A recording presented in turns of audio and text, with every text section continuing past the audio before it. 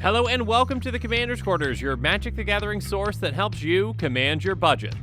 This show and episodes like this one are possible thanks to viewers like you. If you're looking for an easy way to help support this show, make sure that you like, share, and subscribe. Also, hit that bell notification icon so you don't miss any new episodes. You can also go check out our playmats and other merchandise at thecommandersquarters.com. We also have a ton of brand new t-shirt designs in stock, so make sure you check out those as well.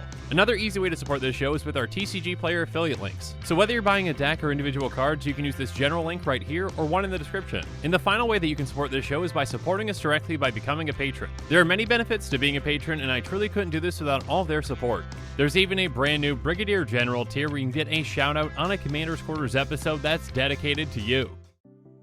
Hey everyone, Mitch coming in for the Commander's Quarters studio. Welcome to the show.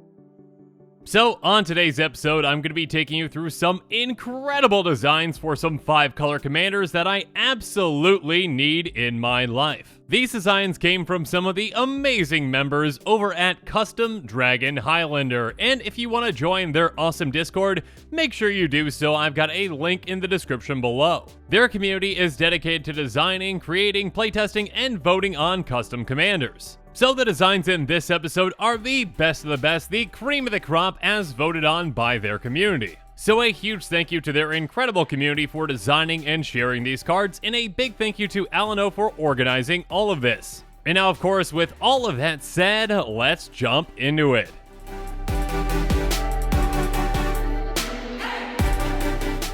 So starting off at 10th place, we've got Himalo Prism of War, designed by Mary Nixmas. Himalo is a 5/5 Gorgon Shaman for 2 white, blue, black, red, green, or in other words, 2 in WUBRG. Himalo has Ward, sacrifice a creature, and when it enters the battlefield, you become the Monarch. At the beginning of combat on your turn, put target creature card from a graveyard onto the battlefield under your control. It gains haste. If you're the Monarch, it also gains Myriad until end of turn. Now, before I give you my thoughts on these cards, I'm actually going to read a quick quote from each of these creators. Mary Nixmas has this to say about their commander: "For the longest time, I've wanted a commander with my favorite mechanic, Myriad. What better way to utilize this than with the Monarch? Himalo can be built in a few different ways with a focus on board control like Wrath to delay and fill graveyards, doubling triggered effects like Lithiform Engine and Wolfgarve Icefin Dale, and some light mill like Iruta and King Nefri's Betrayal. Get a few juicy targets in the bin and make huge splash plays when Himalo hits the table." So I definitely agree with Mary Nixmas. I absolutely love the blend of having Myriad and Monarch on the same commander. To my knowledge, other than Queen Marchesa, this is the only other commander that would actually let you become the Monarch when it comes into play. I mean, Jared Carthalion actually makes someone else the Monarch, so that's a bit different. Regardless, the Monarch mechanic is a fantastic one, especially in a format like Commander, because, well, it encourages people to swing when they otherwise might not. And the benefit that that can give you can be absolutely incredible with this commander. Now, when you're not the Monarch, you still are getting a creature card from a graveyard onto the battlefield under your control, which is still great, but if you are the Monarch, you also have that creature have Myriad, which is absolutely just... oh, that can be a back-breaking play. I mean, just think about the multitude of creatures out there that have some incredible ETBs, and yeah, just picture, okay, I get Gary out of my graveyard, okay, it's gonna drain everyone, and then I swing with Gary, and it's got Myriad, and now I've got 4 Garys. And that's just one example of a big play you can have with this commander. So yeah, I really like the design of this commander, and again, I love that combination of Myriad and Monarch, so well done, Mary Nixmas.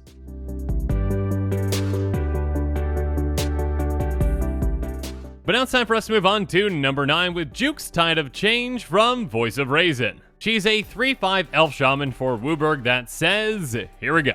Whenever you cast a spell, if white was spent to cast it, you gain 1 life. If blue was spent to cast it, scry 1. If black was spent to cast it, you lose 2 life and draw a card. If red was spent to cast it, Jukes Tide of Change deals 1 damage to every target, and if green was spent to cast it, put a +1 counter on target creature. Now first up, Voice of Reason had this to say about their design. When designing Jukes, I thought about the classic good stuff trope of 5-color designs and tried to incentivize players to use every color when building their deck. Rewarding the Jukes player to diversifying the colors of mana spent to cast a spell seemed like the perfect way to broaden the strategy. I definitely agree that this is a fantastic way to incentivize players to utilize colors when building their deck. In a way, this commander kind of reminds me of Ramos' Dragon Engine. Though Ramos actually cares about what colors the actual spell is, and this commander actually cares about what colors you use to cast the spell. So even if you're casting something like a mana rock for just, 2 generic mana, you can utilize whatever colors that you want to cast that spell to get extra benefits with this commander. So if you really want some additional card advantage, maybe spend blue-black on that mana rock to then scry 1 and also lose 2 life and draw a card. And of course, you can also build in other synergies with life gain and +1 counters, and maybe even you can give this commander Death Touch to make that ping into a one-shot kill on any creature. So there's a lot of really exciting and interesting things that you can do with this commander, and I really like the direction that it took, so well done, Voice of Reesu.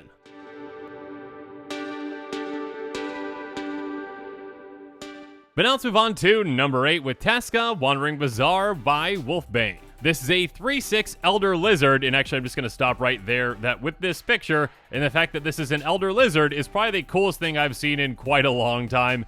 Anyways, it costs 3 white. It has any player may activate Tasca's abilities. Whenever an opponent activates an ability of Tasca, you may pay 1. If you do, scry 2 and copy that ability. It has pay a black, mill a card. If it's a creature card, create a blood token. Pay 1 and a blue, clash with the opponent, the winner investigates. Pay 2 and a white, you and another target player each draw a card. Pay 3 and a green, target creature explores. If you revealed a land this way, create a shard token. And by paying 4 and a red, learn twice, then create 2 gold tokens. Now, really quick actually, and this seems like a good time to bring this up, but if you are wanting to play one of these commanders in your playgroup, obviously that's a discussion that you can have with your playgroup and be like, hey, there's some really cool custom commanders, are you okay with me playing these? Because with Commander being a social format, you really just need to talk and, discuss these things with your playgroup. And another thing that you can discuss with your playgroup is, how certain things work in a game like Commander, like the learn mechanic.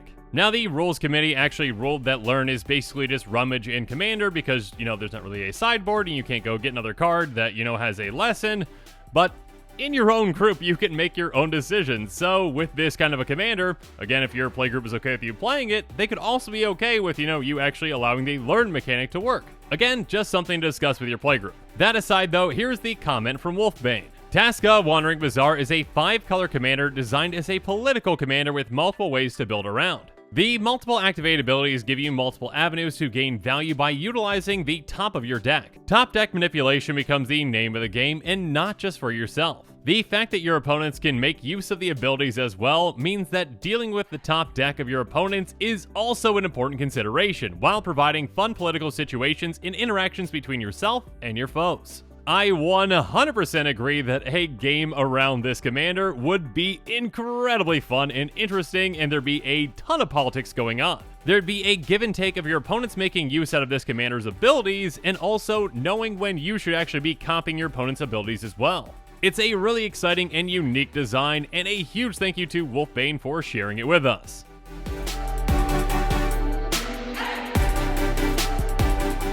But now it's time to move on to number 7 with a new look at Morophon, a brand new Morophon with Morophon, Locus of Mimicry from Drowse. Morophon, Locus of Mimicry is a 4/5 shapeshifter that costs Wooburg, and it has, whenever you cast your first creature spell with Changeling each turn, you may have it enter the battlefield as a copy of another creature you control. Each non-token creature you control gets -1/-1 for each creature you control with the same name as it. And Drowse had this to say about their commander. This new Morophon was made with the intention of being a changeling tribal commander, which capitalized on one of that tribe's main themes of copying other creatures. It's primarily a combo or value commander, being able to double up ETB and passive effects for a large payoff. Now, I personally can see a really exciting deck built around this Morophon, and yeah, Drowse, I really like this design. When building around this commander, you need to have a balance of both changeling creatures, as well as those big payoffs again, whether that's ETBs or LTBs or passive effects. You need to make sure that you're balancing your deck properly.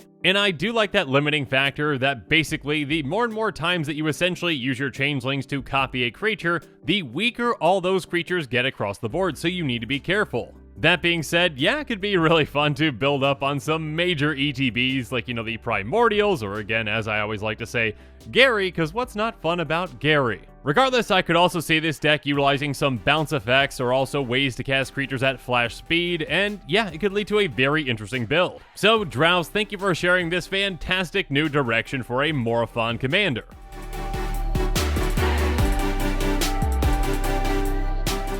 Moving on though, let's move on to number 6 with Hayusa, Kami of Worship from Tixie Tixie. Hayusa is a 4/6 spirit for WUBRG that says, when it enters the battlefield or at the beginning of your upkeep, if you control 10 or fewer shrines, put a ritual counter on up to one target aura you control. Enchantments you control with ritual counters on them are shrines in addition to their other types. And Tixie Tixie had this to say about their design. Hayusa is a new take on the Shrines deck where the reward is enabling your current shrines rather than fetching up new ones. The aura focus is meant to allow viable counterplay while also rewarding a different deck building experience with a powerful ability and flavor. I 100% agree, and yes, this design is definitely something that I would build around. I love the idea of making these shrines that you already have in play more powerful by making more things into shrines. And I also am a huge fan of that limiting factor that this isn't just, okay, make one of your enchantments into a shrine, it has to be an aura. Auras can be a very risky type of card because if you attach them to a creature and that creature gets dealt with, well, goodbye aura. So you can get benefits by again making your auras into shrines as well to benefit your other shrines, but there is a risk to it.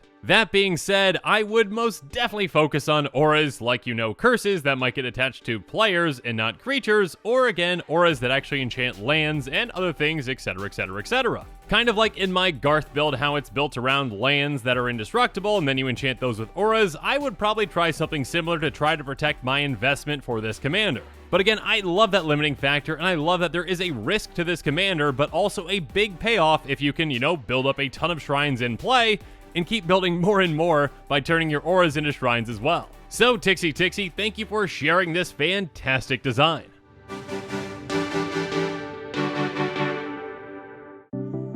But now let's move on to number 5 with Kadrin Aspiring Alchemist by Acorn. Kadrin Aspiring Alchemist is a 2/3 human wizard for 2 and a green. It has, whenever you choose a mode, put a +1 counter on target creature you control. And by paying WUBRG, until end of turn, whenever you cast a modal spell, copy that spell for each of its modes. You may choose new modes and targets for the copies. Acorn had this to say about their commander. Due to the versatility of modal spells, you can pilot a Kadrin deck in many different ways. I'd run it as a go-wide deck to synergize with his first ability, as there's a decent number of modal spells that can create tokens to put +1 counters on. You'll also want to run a lot of ramp so you can activate his ability early on, which can lead to some explosive plays with cards that have a lot of modes or let you choose the same mode more than once, such as Planewide Celebration, Fiery Confluence, and a Tarkus Command. Yeah, I most definitely agree with Acorn, there are some really spicy things that you can do with this commander. A modal card tribal deck is something that I would definitely love to see.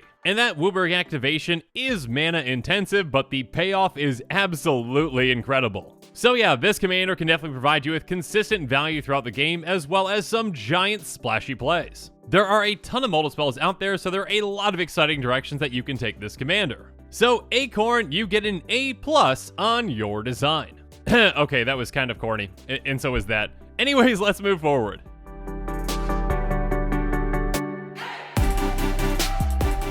So we're moving on to number 4 with Iros Vibrant Illusionist from Mimicry. Iros Vibrant Illusionist is a 3/5 core wizard that costs 2 and a blue. She has non-land permanent cards you own that aren't on the battlefield have Evoke 3, and Converge. When Iros enters the battlefield, for each color of mana spent to cast it, create a 1/1 bluebird illusion creature token with flying that's that color. On top of that, when Iros enters the battlefield, sacrifice it unless WUBRG was spent to cast it. Mimicry had this to say about their commander. It's a pretty versatile card. You definitely want to include cards that care about enter the battlefield effects and death triggers. Provided you can fulfill the conditions to keep her from sacrificing herself immediately, being able to cheat out strong cast and death effects for cheap can't be understated. But even if you don't want to build around that effect, you can treat her like a token-generating sorcery in the command zone for sacrifice fodder or cards that care about color permanence you control. I 100% agree, and this design is incredibly unique. This is kind of like the Theros Titans in a way, in that you are getting some value in actually casting this commander, but she's gonna go away unless you met a specific requirement. So the first time that you cast her, essentially you're going to lose her. Okay, unless you've got like Joda in play and you paid WUBRG to cast. Regardless, most of the time you're going to be losing her on the first cast, but you are going to get some benefits out of it. Most likely, if you use, 3 different colors, 3 birds. And then with the next time with Commander Tax, if you use 1 mana of each color, you are getting 5 birds and she's going to stay in play. And then her ability is absolutely incredible. Non-land permanent cards you own that aren't on the battlefield have Evoke 3. So yeah, this can help you save a ton of mana on some massive things in your deck. Okay, again, temporarily you're going to be able to keep them because of that Evoke, but there are certain ways around that. Like, you know, blinking it. So if you've got this massive creature that you're cheating out for basically just 3 mana, you can then blink it by responding to that sacrifice trigger, and now it's just in play permanently. And of course, you can just build around, you know, giant ETBs and death triggers where you don't really care about the creature actually sticking in play, or you're actually benefited by the creature leaving play. So yeah, the design of this commander is incredibly unique, and a huge thank you to Milexpo for sharing it with us.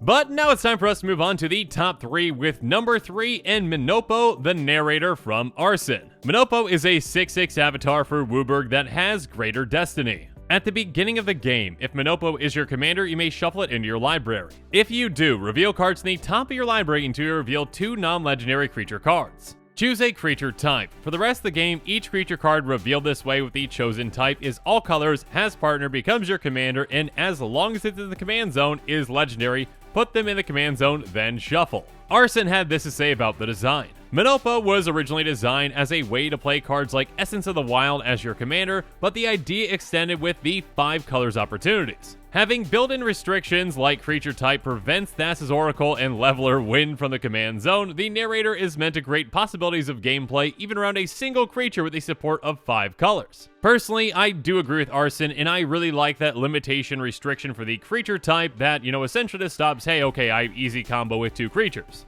This is an incredibly interesting commander that can lead to a lot of different types of games and basically innumerable types of decks. So if you've always wanted to build around a non-legendary creature or creatures, well, now's your chance. This commander can definitely lead to a lot of surprises and a lot of really exciting matchups. We really haven't seen anything like this type of a commander, so again, Arson, thank you so much for sharing it with us.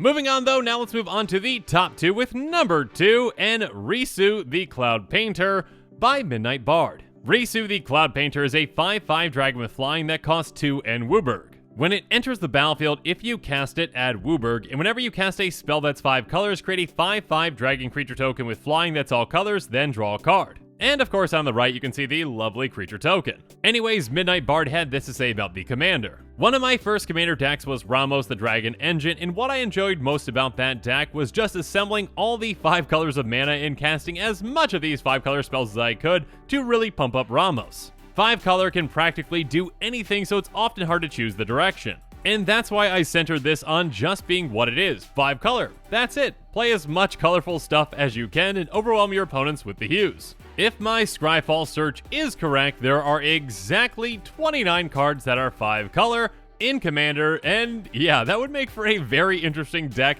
built entirely around those cards and utilizing this type of a commander to give you some extra value just by casting them. So flood the board with a ton of dragon tokens, maybe have other ways to actually benefit those tokens or to make even more token copies of them, and of course draw a bunch of cards by casting your 5 color spells. It's a very exciting take that wants to go all in on 5 color, and yeah, it's a fantastic design, so again, thank you Midnight Bard.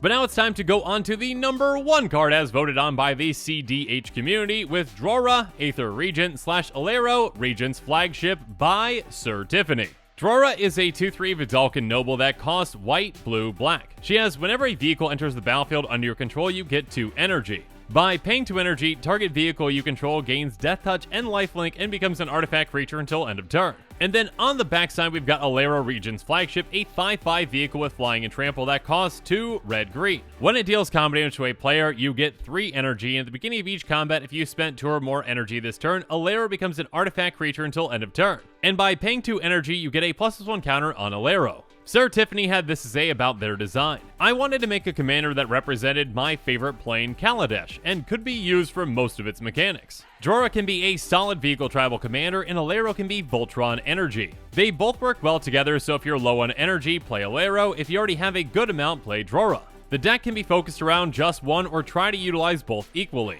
I definitely agree with this, and I really like the balance of this where, yeah, you can definitely pick one side or the other, or if you really want to focus on both, go for it. The front side definitely reminds me of like a Sidri Galvanic Genius, but without that kind of overriding of what the actual, vehicle's power toughness are. Because this one doesn't care about the actual artifact's converted mana cost, this one actually just says, hey, your vehicle is essentially a creature now. Oh, and by the way, it also gets Death Touch and Lifelink. I love that each side of this commander essentially utilizes both of those mechanics from Kaladesh in a fantastic way. With this commander, you can make the most out of energy cards or vehicle cards or both. And you can go wide with a vehicle strategy, or you can go tall with just one vehicle with a Lero. So Sir Tiffany, a big thank you, and again, congratulations on placing first.